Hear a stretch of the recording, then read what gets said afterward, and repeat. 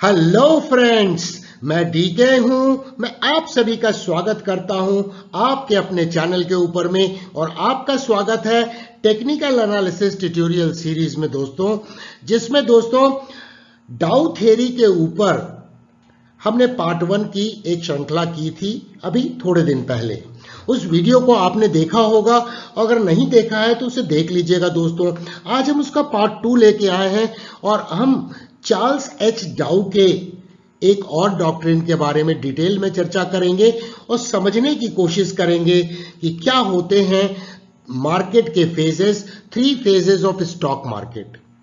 अब दोस्तों आप ये सोच रहे होंगे कि कहीं पर हमें 3 फेजेस लिखा मिलता है स्टॉक मार्केट का, कहीं पे 4 फेजेस के बारे में चर्चा होती है, तो उसके बारे में भी हम चर्चा करेंगे। और प्राइस चार्ट के ऊपर में दोस्तों इन फेज को मैं एक्सप्लेन करने की कोशिश करूंगा, ताकि इस वीडियो के समाप्त होने के बाद आप चार्ट को देखने का नजरिया आपका चेंज हो जाए और आप समझ सकें कि मार्केट किस फेज में ऑपरेट कर रहा है और आपका मार्केट में ट्रेडिंग के प्रति स्टैंस क्या होना चाहिए। तो दोस्तों अगर आप इस वीडियो को देख रहे हैं, चैनल को सब्सक्राइब नहीं किया है तो जल्दी से दोस्तों सब्सक्राइब कर लीजिए। लेकिन दोस्तों सब्सक्राइब करने के बाद बेल आइकन को इनेबल करना नहीं भूलिएगा, ताकि हर आने वाले वीडियो के बारे में जानकारी आपको वक्त पे मिल सके और आप कोई भी वीडियो इस चैनल पे मिस ना करें। तो चलिए दोस्तों इस इंपॉर्टेंट टॉपिक के बारे में चर्चा की शुरुआत करते हैं।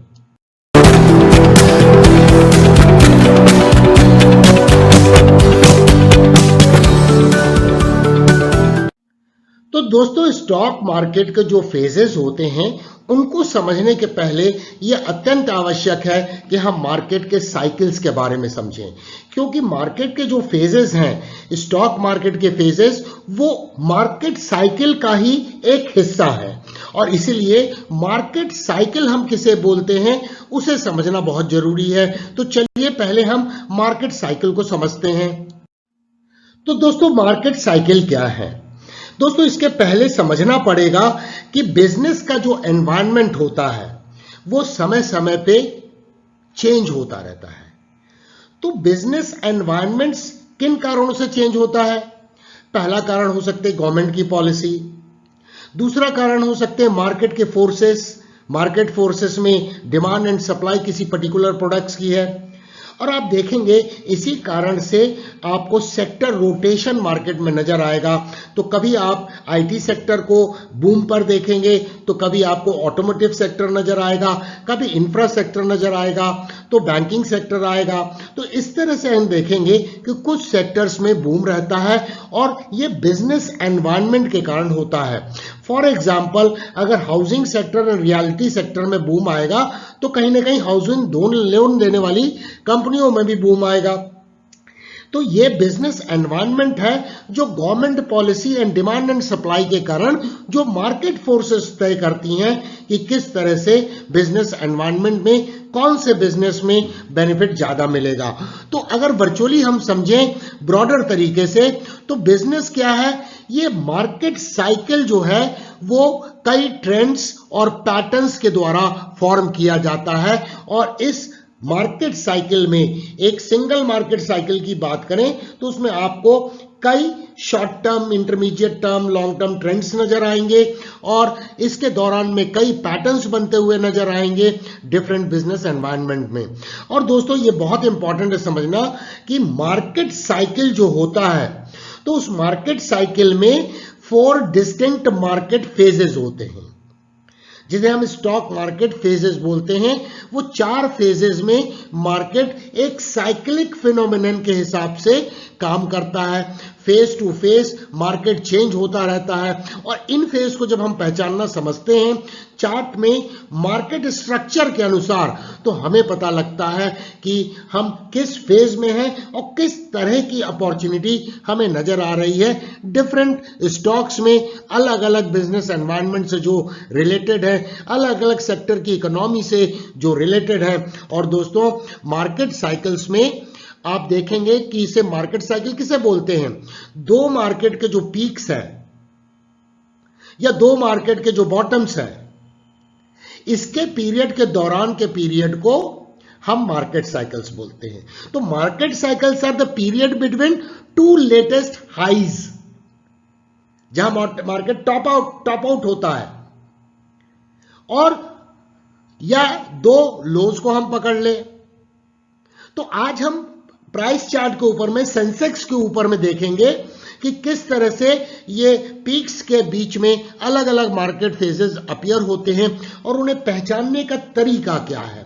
तो दोस्तों चलिए हम इसे आगे और समझते हैं, क्योंकि ये बहुत इंपॉर्टेंट विषय है जिसमें ट्रेडिंग की सफलता किसी भी इंडिविजुअल ट्रेडर की निर्भर करती है, और उसको टेक्निकल एनालिसिस की सही तरीके से जब जानकारी होती है तो वो बेहतर तरीके से ट्रेडिंग स्ट्रैटेजी बना सकता है और सही दिशा में बना सकता है।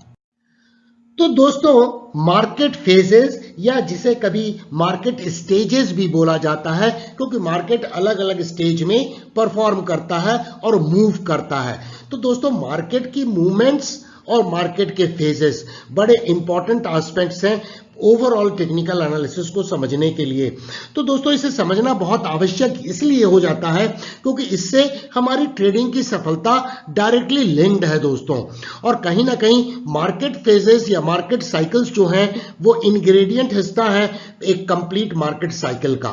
तो दोस्तों अलग अलग स्टॉक्स जो होते हैं, अलग अलग शेयर होते हैं अलग अलग कंपनी के, वो किस स्पेसिफिक सेक्टर ऑफ इकोनॉमी से बिलोंग करते हैं। तो मार्केट फोर्सेस के अगेंस्ट में वो अलग अलग तरीके से रिस्पॉन्ड करते हैं, रिएक्ट करते हैं। तो ये अलग अलग फेजेस में अलग अलग तरीके से रिएक्शन जब होता है, उन रिएक्शन की समझ हो जाने से हम एक सही दिशा में ट्रेडिंग स्ट्रैटेजी को बना सकते हैं। तो एक फुल मार्केट साइकिल में 4 मार्केट के स्टेजेस होते हैं जिन्हें हम स्टॉक मार्केट फेजेस बोलते हैं। अब वो स्टेजेस क्या है दोस्तों? वो स्टेजेस हैं एक्यूमुलेशन फेज, और दोस्तों अप ट्रेंडिंग मार्केट जिसमें दोस्तों मार्कअप फेज होता है, और डिस्ट्रीब्यूशन फेज की शुरुआत फिर होती है, और उसके बाद आता है डाउन ट्रेंड या मार्कडाउन फेज। अब दोस्तों आपको याद होगा कि जब हम इस चैनल पे एनालिसिस करते हैं तो केवल क्या टारगेट होगा, क्या स्टॉप लॉस होगा, क्या एंट्री प्राइस होगी, क्या स्टॉक ऊपर जाएगा नीचे जाएगा, इसकी चर्चा के अलावा हम हमेशा कोशिश करते हैं कि ईच टेक्निकल एनालिसिस के वीडियो को हम एक एजुकेशनल वीडियो बना सकें और इतनी हैमरिंग कर दें व्यूअर्स के दिमाग में कि ताकि वो इनको कंसेप्चुअली समझ सकें और एक एजुकेशनल वीडियो की हैसियत से उसे देखें ताकि एनालिसिस करने के तरीके को वो समझ सके। क्योंकि दोस्तों अगर सिंसियरली कोई व्यक्ति सीखना चाहता है तो उन्हें डाउ डॉक्ट्रिन्स जो 6 टेनेट्स हैं डाउ थ्योरी के, उसके बारे में कंसेप्चुअल अंडरस्टैंडिंग होना अत्यंत आवश्यक है दोस्तों। तो चलिए मार्केट फेजेस के बारे में कुछ और समझते हैं। हेलो फ्रेंड्स,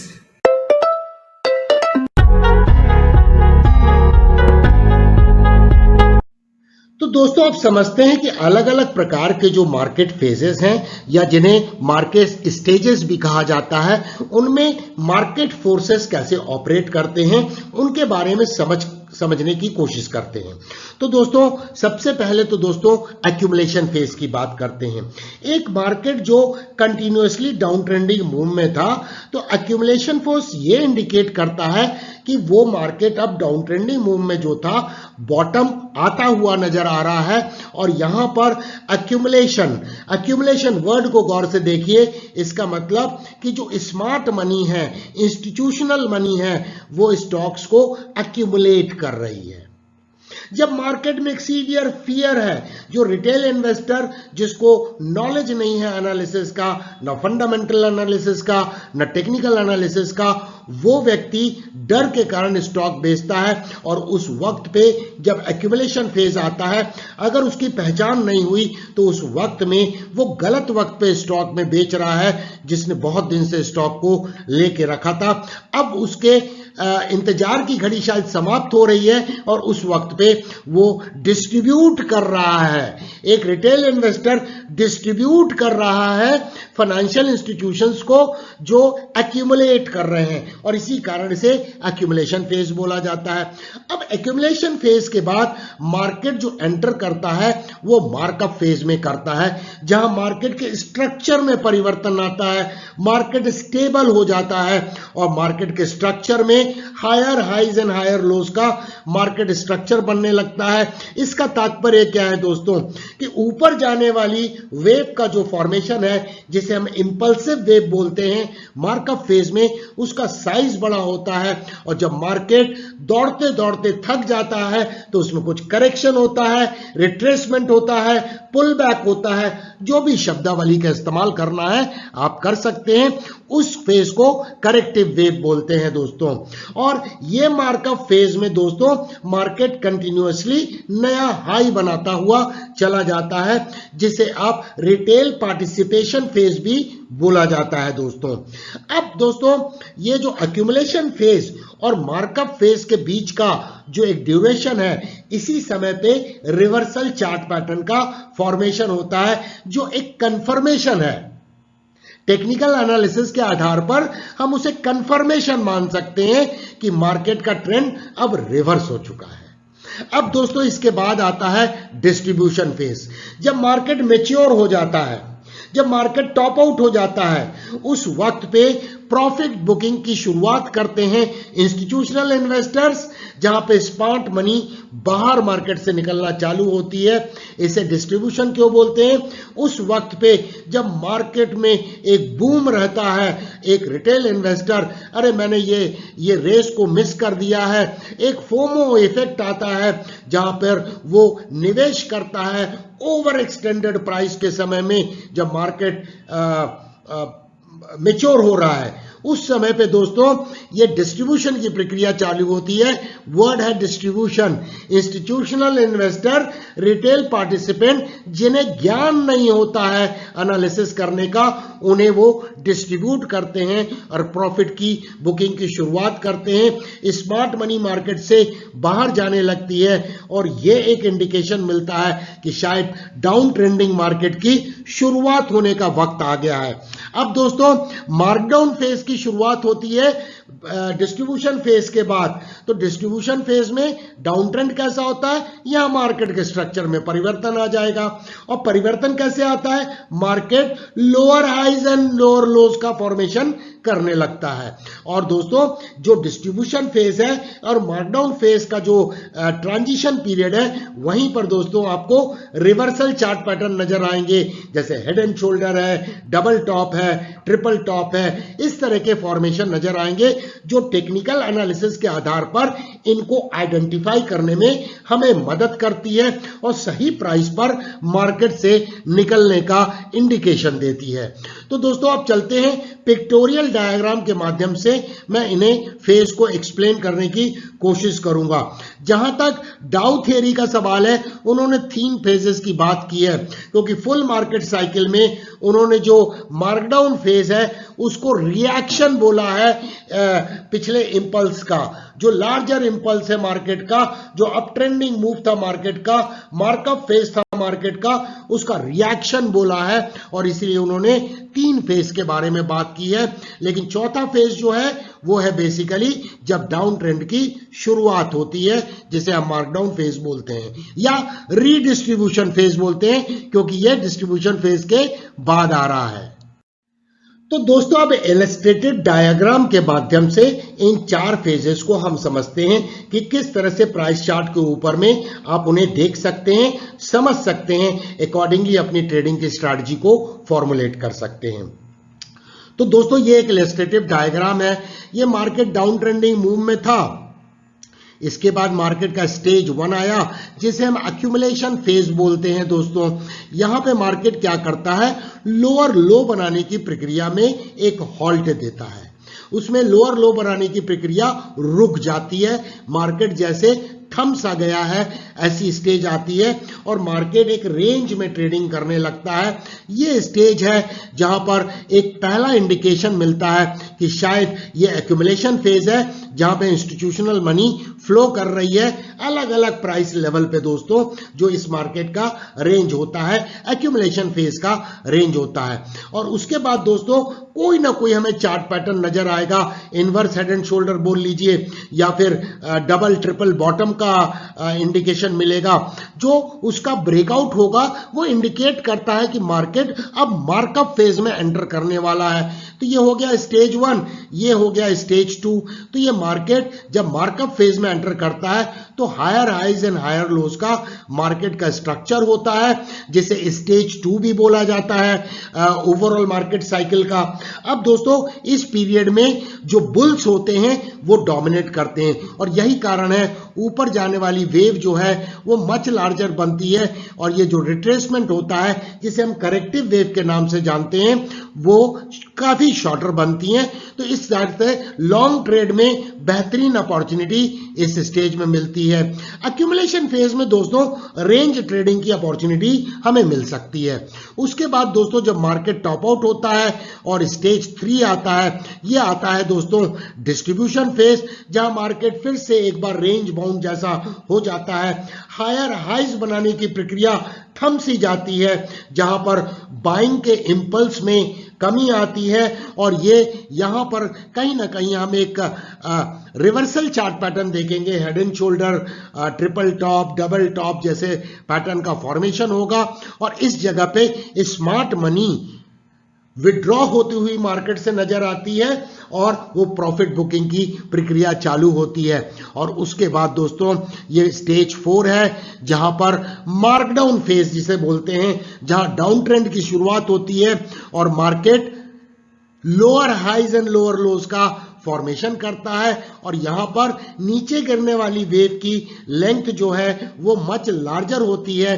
नीचे गिरने वाली वेव को इंपल्सिव वेव बोला जाता है क्योंकि इंपल्स डाउन साइड में अधिक है और करेक्टिव वेव जो बनती है, पुल बैक जो होते हैं वो छोटे होते हैं और ये स्टेज 4 है। और इस स्टेज में बेयर्स डोमिनेट करते हैं, सेलर्स डोमिनेट करते हैं बायर्स को ऊपर में। जब भी पुल बैक होता है वो अपॉर्चुनिटी देखते हैं बेहतर प्राइस में निकलने की और इसीलिए इसे रीडिस्ट्रीब्यूशन फेज भी कहा जाता है, जहां शॉर्ट सेलिंग की मल्टीपल अपॉर्चुनिटी मिलने की संभावना होती है। अब ये दोस्तों चार्ल्स एस डाउ ने स्टेज 1, 2 एंड 3 की बात की।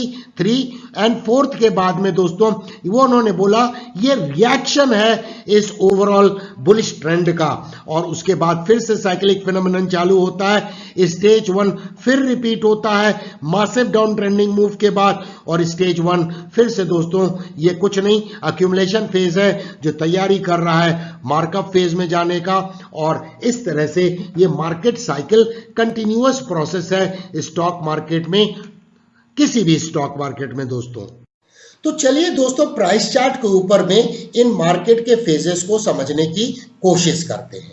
तो सबसे पहले आप देख रहे हैं सेंसेक्स के जो बॉम्बे स्टॉक एक्सचेंज का इंडेक्स है, बेंचमार्क इंडेक्स है, उसे हम रेफर कर रहे हैं क्योंकि काफी दिनों का डेटा इसमें उपलब्ध है और ये इंडेक्स काफी पुराना इंडेक्स है। तो दोस्तों मैं इस चार्ट को स्मॉल कर रहा हूं ताकि आप समझ सकें और मैंने अलग अलग जगह पे शेडेड तरीके से इसे मार्क करके रखा है फेजेस को और जिन्हें मैं एक्सप्लेन करने की कोशिश करूंगा दोस्तों। तो दोस्तों मैं स्टॉक में छोटा कर रहा हूं चार्ट को।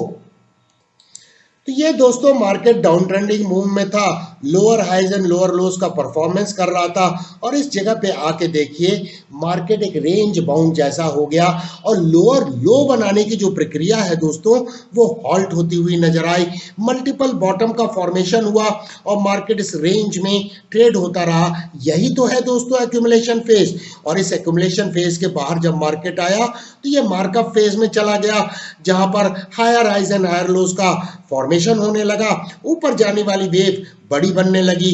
फिर आया दोस्तों डिस्ट्रीब्यूशन फेज। यहाँ पर देखिए जहाँ मार्केट ने हायर हाइज बनाने की प्रक्रिया में एक हॉल्ट दिखाया और उसके बाद इस रेंज के बाद जब ब्रेकडाउन हुआ तो आप देखिए market lower highs and lower lows का फॉर्मेशन करने लगा।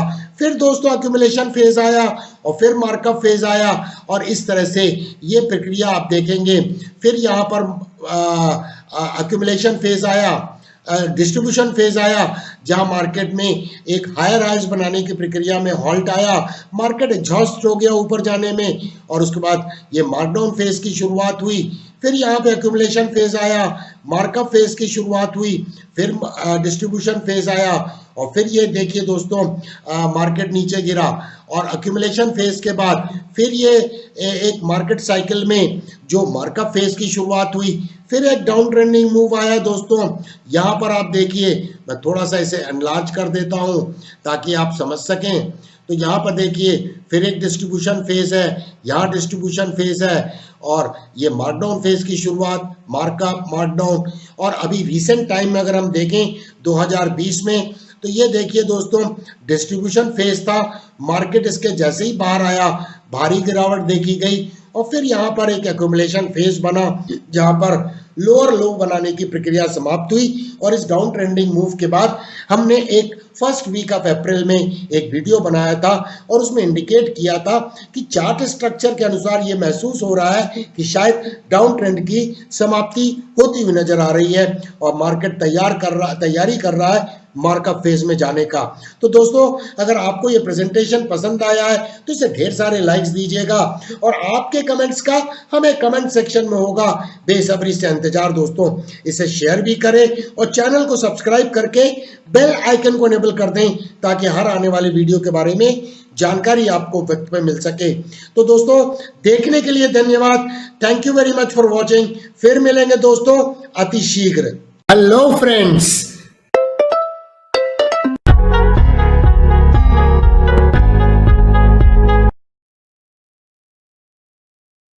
देखने के लिए धन्यवाद। लाइक करें, सब्सक्राइब करें और बेल आइकन को इनेबल करें नोटिफिकेशन के लिए ताकि आप हमेशा अपडेटेड रहें।